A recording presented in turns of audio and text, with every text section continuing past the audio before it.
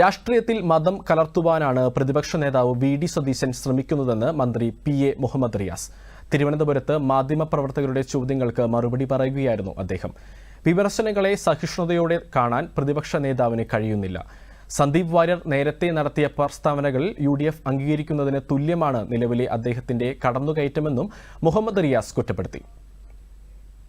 രാഷ്ട്രീയ പാർട്ടിയിൽ പ്രവർത്തിക്കുമ്പോൾ അല്ലെങ്കിൽ അതിന്റെ നേതൃത്വത്തിൽ ഉണ്ടാകുമ്പോൾ രാഷ്ട്രീയമായി നാം പറയുമ്പോൾ തിരിച്ചു രാഷ്ട്രീയമായി കാര്യങ്ങൾ ജനാധിപത്യപരമായി സഹിഷ്ണുതയോടുകൂടി കേൾക്കുക എന്നുള്ളത് ഒരു ജനാധിപത്യ മര്യാദയാണ്.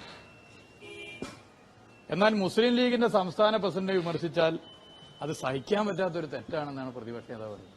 KPC പ്രസിഡന്റിനെ എത്രയോ തവണ ഞങ്ങൾ വിമർശിച്ചിട്ടുണ്ട്. അന്നൊന്നും പ്രതിപക്ഷ നേതാവിന് സ്വന്തം പാർട്ടിയുടെ പ്രസിഡന്റിനെ വിമർശിച്ചപ്പോൾ ഈ നിലവിളിയോ കരച്ചിലോ നമ്മൾ കണ്ടിട്ടില്ല. ഇത് തന്നെ മതത്തെ രാഷ്ട്രീയത്തിൽ കലർത്താനും അത് തെരഞ്ഞെടുപ്പിൽ ഉപയോഗപ്പെടുത്താനുമുള്ള കുടില തന്ത്രമായിട്ടാണ് കാണേണ്ടത്. മുസ്ലിം ലീഗിന്റെ സംസ്ഥാന അധ്യക്ഷനായ കസേരയിൽ ഇരിക്കുമ്പോൾ ഒരു വ്യക്തി വിമർശിക്കപ്പെടാൻ പാടില്ലേ?